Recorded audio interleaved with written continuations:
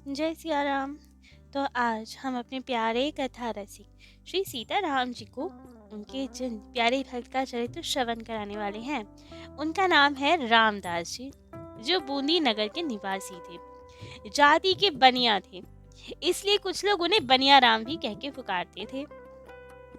अपने धर्म वर्ण के अनुसार व्यापार आदि करते थे, लेकिन भगवत भक्त थे तो सदैव भक्ति साधन में लगे रहते थे।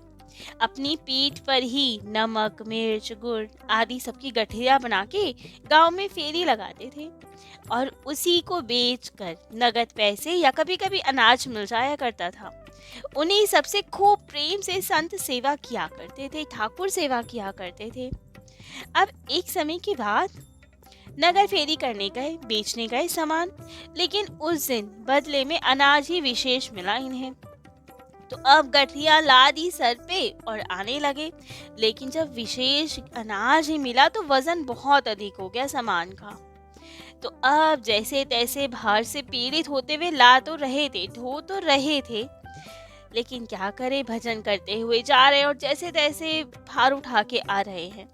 लेकिन हमारे ठाकुर जी से ये नहीं देखा गया कि हमारे भक्त को इतना कष्ट क्यों उठाना पड़े। तो हमारे ठाकुर जी तुरंत किसान का रूप बनाकर आ गए और कहने लगे, अरे भगत जी, आपका दुख मुझसे देखा नहीं जा रहा, इतना सारा सामान लाद रखा है। तब तो रामदास जी ने, बनिया राम जी ने कहा कि कोई बात नहीं, आज बिक्री में हमें यही ज्यादा मिला अनाज, इसलिए भार ज्यादा हो गया, लेकिन आप चिंता ना करो, हम ले जाएंगे।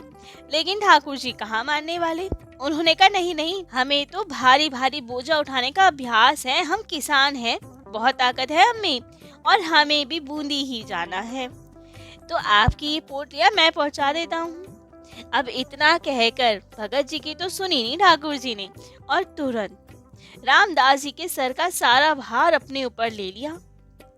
अब वे मना करते रह गए, लेकिन ठाकुर जी तो माने ही ना कि नहीं नहीं, आप चिंता ना करो, हम सब उठा लेंगे।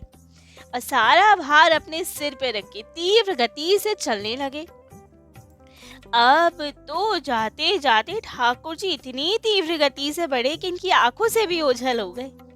और रामदास जी सोचे कि अरे, इन एक व्यक्ति को तो मैं जानता ही नहीं, पहचानता भी नहीं, और शायद इन्होंने भी मेरा घर ना देखा हो। बेचारे आगे तो चले गए, लेकिन मेरे घर पे कैसे पहुंचाएंगे अनाज, ये तो जानते ही नहीं होंगे मेरा घर कौन सा है। लेकिन जब वे चले ही गए तो ये क्या ही करे। सोचा ठीक है, राम जी जाने, जो करना है सो करे अब राम जी।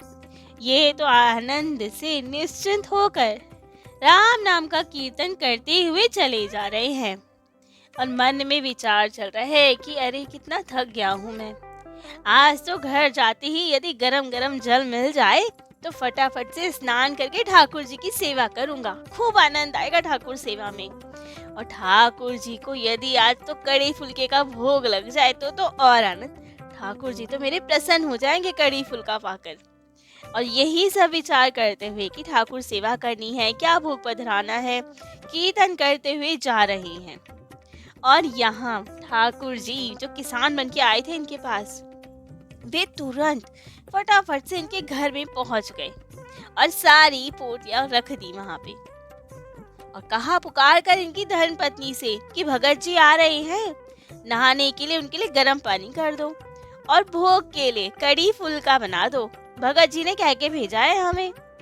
अब उनकी पत्नी तो अंदर थी, तो उन्होंने भी कहा ठीक है, मैं कर दूंगी।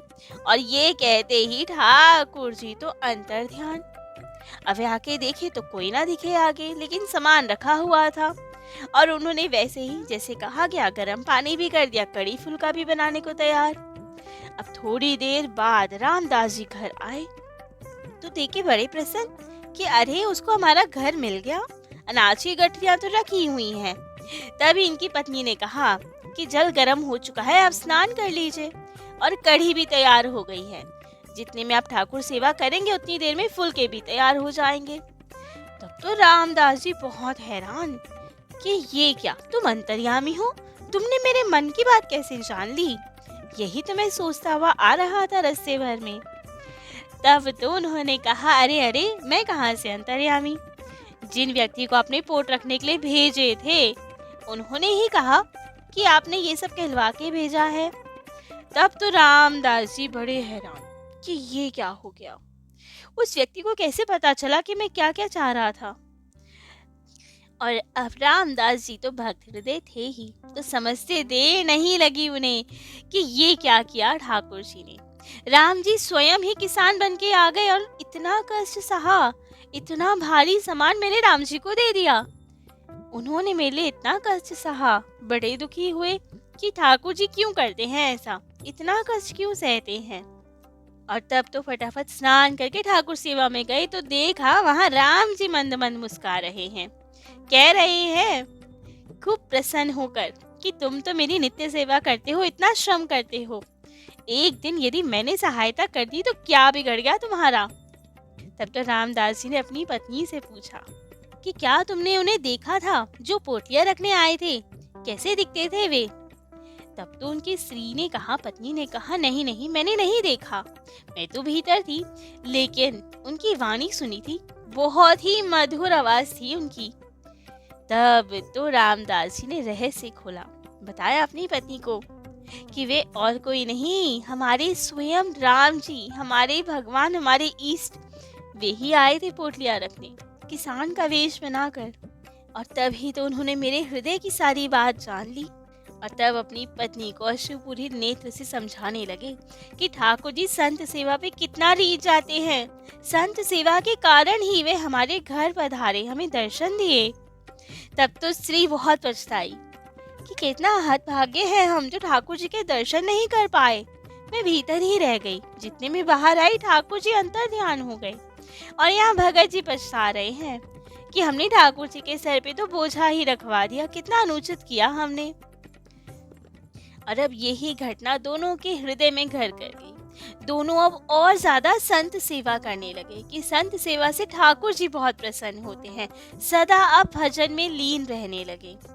रामदास जी तो संतों की सेवा उनकी इच्छा के अनुसार ही करते थे, जैसा संत चाहे वही सब उनको परोसा जाए, वही बनाया जाए, इस पे विश्वास करते थे। तो एक समय के बाद आपके यहाँ संत पधारे और आपने उनसे पूछा कि महाराज, आप लोग आज मेरे ठाकुर जी का प्रसाद पाएंगे या अमनिया दे आपको, आप अपने ठाकुर जी को भोग लगा के पाएंगे, स्वयं बनाएंगे। तब संतों ने कहा कि हम तो आपके ठाकुर जी का प्रसाद ही पाएंगे। तब तो भक्त ने, रामदास जी ने अपनी पत्नी से कहा कि आप रसोई बना लीजिए। और उस दिन रामदास जी की पत्नी ने ज्वार की रोटियां बनाई, उसका भोग लगाया।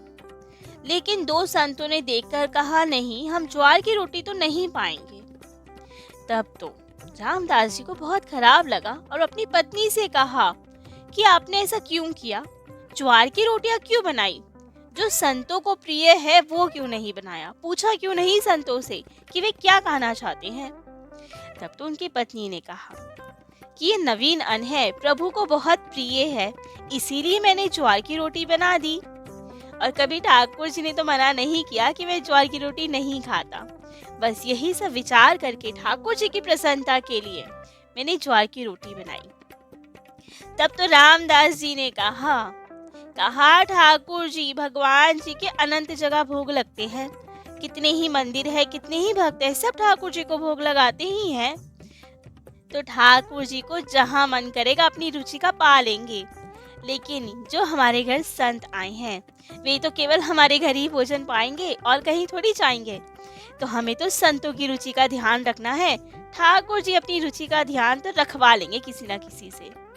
तो अगली बार से केवल संतों की रुचि का ध्यान रखना, संतों से पूछकर कि वे क्या पाएंगे वही प्रसाद बनाना, जो वे चाहे वही भोग बनना चाहिए। और तब तुरंत गेहूं की रोटियां बनवाई अपनी पत्नी से, उसका भोग लगाया और फिर संतों ने खूब प्रेम से भोजन पाया।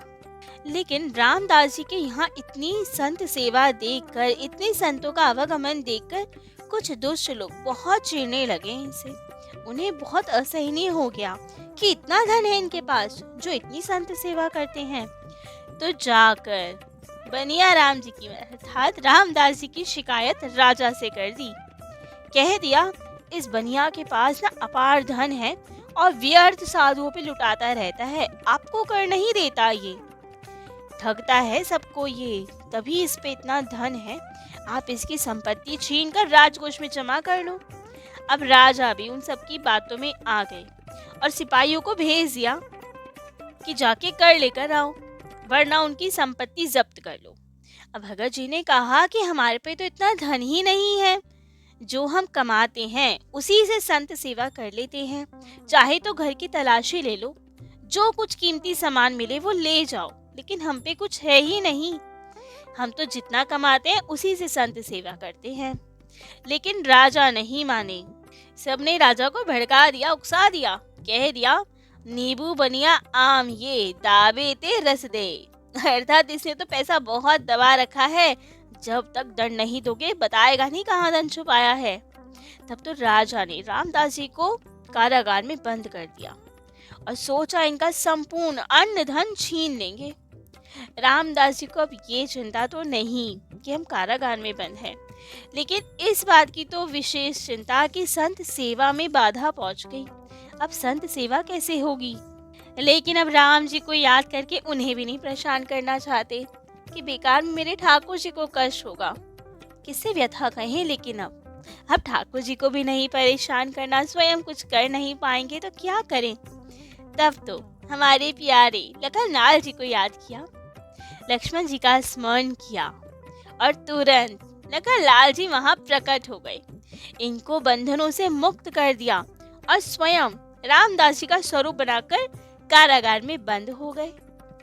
अब पुनः इनके घर पे खूब आनंद से संत सेवा होने लगी। और जब पुनः संत सेवा होने लगी, फिर वापस सबको बड़ा दुख हुआ कि ये कारागार से कैसे छूट गए। जाकर फिर से चुगली लगा दी राजा के यहाँ कि रामदास तो अपने घर पे है, संत सेवा कर रहा है। लेकिन जब राजा ने कारागार में देखा तो रामदास तो वहाँ बंद है। दोनों जगह रामदास कैसे हो सकते हैं? तब तो फिर राजा ने हुक्म दिया कि रामदास जी को पकड़ कर लाओ।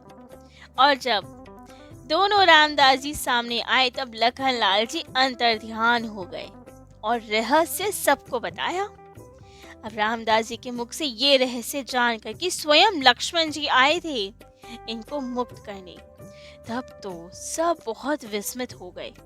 राजा को भी बड़ी ग्लानि हुई कि ये तो सच्चे संत हैं, संत सेवी हैं। और तब रामदास जी के चरणों में पड़कर अपने अपराधों के लिए क्षमा याचना की। और राजा ने भी और उनकी प्रजा ने भी, अब तो सब ने आजीवन संत सेवा का व्रत लिया। रामदास जी से प्रेरणा लेकर अब सब भक्त भगवंत की सेवा में तत्पर हो गए। ऐसे अद्भुत भक्त थे श्री रामदास जी, जिनकी कृपा से, जिनके सानिध्य से पूरा राज्य ही संत सेवी बन गया। तो आज रामदास जी का चरित्र तो यहीं विश्राम देते हैं। कल अपने प्यारे कथा रसिक श्री सीताराम जी को उनके अन्य किन्हीं दिव्य प्यारे भक्त का चरित्र श्रवण कराएंगे। आज के लिए इतना ही। जय जय श्री सीताराम।